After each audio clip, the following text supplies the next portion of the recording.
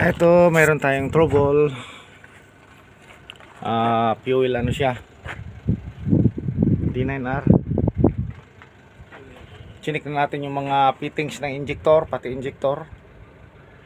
Tapos ganun pa, wala namang problema sa sa mga injector at sa fittings. Nagkahalo yung diesel sa oil, fuel dilution.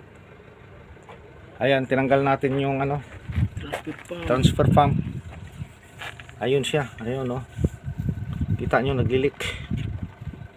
Ayan, pag inikot mo ito, tuyo ka gani, bali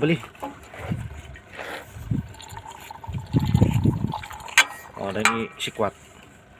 Ayun, namamasa. Ayan, ikot pa lang na yan ha.